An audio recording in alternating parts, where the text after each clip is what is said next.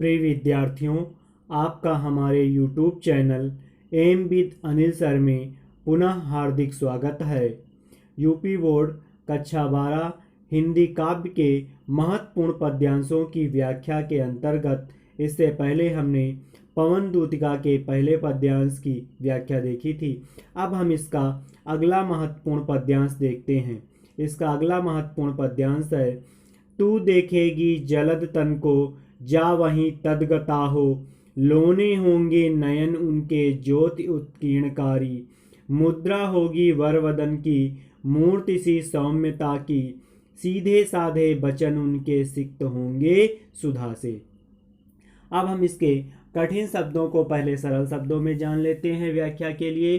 तू देखेगी, देखेगी माने जाकर देखेगी, जलद तन को, जलद माने होता है बादल के समान, तन माने शरीर वाले, बादल के समान शरीर वाले अर्थात श्री कृष्ण को, जा वहीं तदगता हो, तदगता हो मतलब वहां पहुंचकर, होंगे लोने, लोने माने सुंदर, नयन माने नेत्र उनके, ज्योति उत्कीर्णकारी और उन नेत्रों से जैसे प्रकाश निकल रहा हो, फैल रहा हो, मुद्रा होगी वरवदन की, उनके शरीर की स्थिति कैसी होगी, मूर्ति सी सौम्यता की, जैसे कोई सुंदर मूर्ति हो, सीधे साधे वचन उनके सिक्त होंगे सुधा से।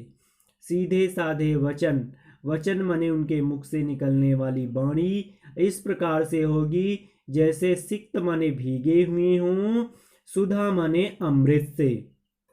तो अब इसकी व्याख्या हम देखते हैं कि व्याख्या किस प्रकार से लिखेंगे। तो कवि अयोध्या सिंह उपाध्याय हरिऔध जी राधा जी के माध्यम से पवन को संदेश देते हुए या पवन को समझाते हुए कहते हैं कि हे पवन, मथुरा के वातावरण में स्वयं को ढालकर, स्वयं भी वैसी ही होकर तू वहां बादलों के समान काले रंग वाले श्री कृष्ण को देखेगी। उनके सुंदर नेत्र तुझे प्रकाश बिखेरते दिखाई देंगे। उनके श्रेष्ठ मुख की भाव भंगिमा तुझे किसी भव्य मूर्ति की मुख मुद्रा के समान दिखाई देगी। और जब तू उनके वचनों को सुनेगी तो उनके सीधे साधे वचन तुझे प्रेम के अमृत से सींचे हुए लगेंगे। व्याख्या एक बार हम पुनः देखते हैं।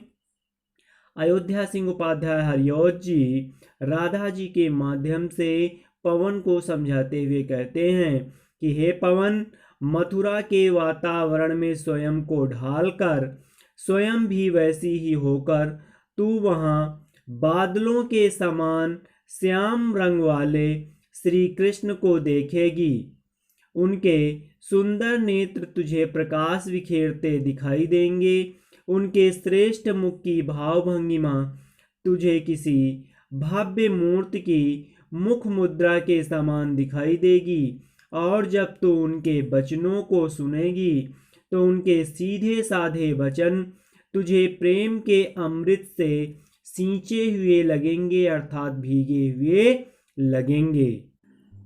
अब हम इस पद्यांश के अगले खंड की ओर चलते हैं।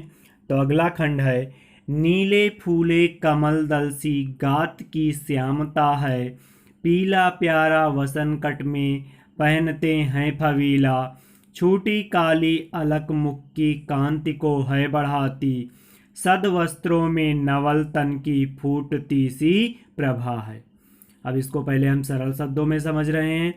नीले फूले, फूले माने खिले हुए, कमल दल सी, कमल दल सी माने कमल के पुष्पों के समूह के समान, गात की माने शरीर की, श्यामता है माने सांवला रंग है, पीला प्यारा वसन, वसन माने होता है वस्त्र, कटि में माने कमर में, पहनते हैं फबीला माने जो धारण करते हैं, वह फबीला माने बहुत ही सुंदर लगता है, जचता है, छोटी काली अलक, अलक माने होता है बालों की लट, मुख की कांति माने शोभा को है बढ़ाती, सद वस्त्रों में, सद वस्त्रों माने सुंदर वस्त्रों में, नवल तन की माने सुंदर शरीर की, फूटती सी प्रभा है, मानो सुंदर शरीर की कांति उत्कीर्ण होकर यह सौंदर्य फैला करके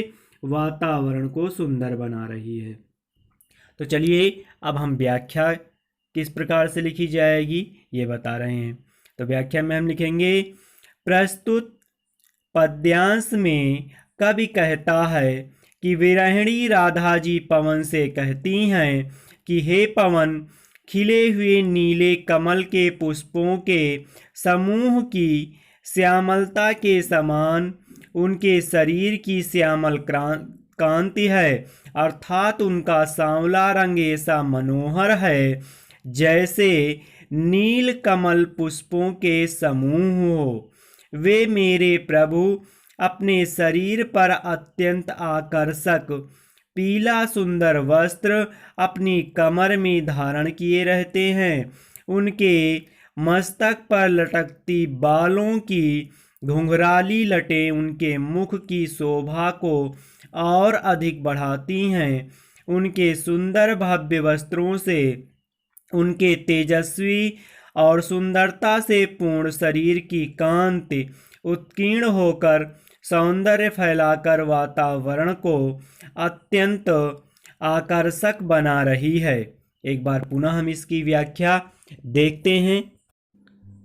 अयोध्या सिंह उपाध्याय हरिऔध जी कहते हैं कि हे पवन, नीले खिले कमल पुष्पों के समूह की श्यामलता के समान ही उनके शरीर की श्यामल छवि है, अर्थात उनका सांवला रंग ऐसा मनमोहक है जैसे नीले कमल पुष्पों के समूह की श्यामलता अत्यंत मनोहर होती है। वे श्री कृष्ण अपने शरीर पर अत्यंत सुंदर आकर्षक पीला वस्त्र अपनी कमर में धारण किए रहते हैं। उनके माथे पर लटकती बालों की एक काली लट उनके मुख की शोभा में वृद्धि करती रहती है। उनके सुंदर वस्त्रों से उनके रमणीय शरीर की कांति उत्कीर्ण होकर यानी प्रस्फुटित होकर वहाँ के वातावरण को मनोहर बना रही होगी। तो इस प्रकार से हमने व्याख्या को समझ लिया। अब इसका काव्यगत सौंदर्य देखते हैं कैसा लिखा जाएगा। पहला पॉइंट होगा, श्री कृष्ण की आकर्षक छवि का मनोमुग्धकारी वर्णन किया गया है। भाषा अयोध्या सिंह उपाध्याय हरिऔध जी की भाषा खड़ी बोली है। अलंकार उपमा और अनुप्रास अलंकार हैं। रस इसमें वियोग श्रृंगार है तथा गुण प्रसाद गुण है। हमें उम्मीद है कि आप लोगों को यह वीडियो व्याख्या से संबंधित जो जानकारी दी गई है इस वीडियो में अच्छे से आ गई होगी। धन्यवाद।